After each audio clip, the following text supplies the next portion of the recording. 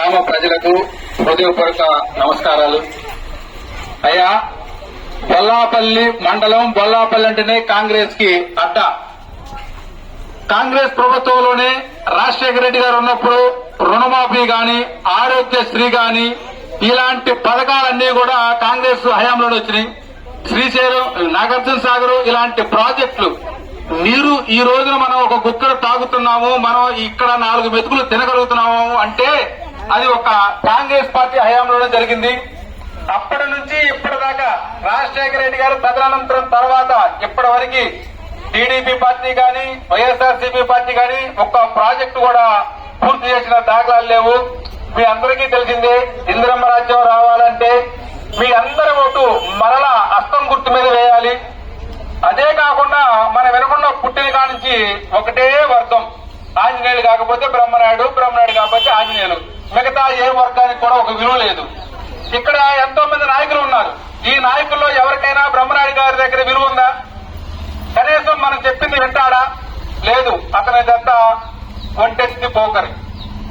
అదేమంటేనేమో నాయకులు అనేవాళ్ళు నేను చెప్పినట్టు వినాలి అనే ఒక వైఖరితో ఉంటాడు. ఒక విలువ లేనిది.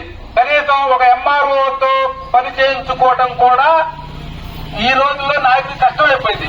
ఒక చిన్న కానిస్టేబుల్ కు ఫోన్ చేయాలన్నా కూడా బొల్లా బ్రహ్మనాయుడు గారే చేయాలి. ఈ రోజున బ్రహ్మనాయుడు గారు వాళ్ళ ఇంట్లో నుంచి బ్రహ్మనాయుడు గారు గాని, ఆంజనేయులు గారు గాని, వాళ్ళ అబ్బాయి, వాళ్ళ అమ్మాయి, కోడళ్ళు, కూతుర్లు, అల్లుళ్ళు అందరూ తిన్నారు.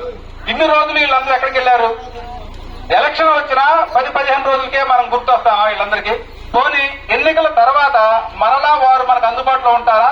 మనం వెళ్లి వాళ్ళ దగ్గర పని చేయించుకోగలం? ఒక్కసారి ఆలోచించండి. ఇక్కడ ఏదైతే ఉందో మేమే పరిపాలించాలి అనే ఒక వర్గం ఉంది. ఆ వర్గాన్ని మీరు హస్తం గుర్తు మీద ఓటు వేసి గెలిపిస్తే ఆ వర్గం పక్కపోతుంది. నేననే కాదు, రేపొద్దున రెడ్లకు గాని, వైశాఖ్ గాని, ముస్లింస్ గాని, బీసీలకు గాని, ఎస్సీలకు గాని, ఎస్టీలకు గాని ఒక ఎమ్మెల్యే టికెట్ రావాలి అంటే ఈ రోజున మీరు కాంగ్రెస్ పార్టీ మీద ఓటేయాలి. ఎప్పుడైతే బ్రహ్మనాయుడు గారు, ఆంజనేయులు గారు ఓడిపోతారో ఆ రోజున వైఎస్ఆర్సీపీ గాని, టీడీపీ గాని ఆలోచిస్తే ఓకే, ఇక్కడ ఈ ఒకే వర్గం వల్ల ఇక్కడ ఉన్న ప్రజలందరూ ఇబ్బందులు పడుతున్నారు కాబట్టి వాళ్ళని పక్కన పెట్టి ఆ టిక్కెట్లు వైసీపీ రెడ్లకో, బీసీలకో, ముస్లింస్కో ఇచ్చే ఆలోచన చేస్తుంది. అలానే టీడీపీ కూడా ఎస్సీలకి, బీసీలకి, ఎస్టీలకి ఇచ్చే ఆలోచన చేస్తుంది. అలా మనమందరం ఇక్కడ మైనారిటీ అనమాట. అంటే మనందరం తక్కువ వాళ్ళు. అందరిది కూడా 20,000, 15,000, 18,000, 10,000, 5,000 ఓటింగ్ శాతం కలిగిన వాళ్ళం. వారి ఓటింగ్ శాతం ఎక్కువ ఉండటం వల్ల మేము చెప్పిందే వినాలి. వాళ్ళు మీరు గమనించే ఉంటారు, బ్రహ్మనాయుడు గారికి వెళ్తా మా ఓడే అంటారు, ఆంజనేయులు గారికి వెళ్తా మా ఓడే అంటారు.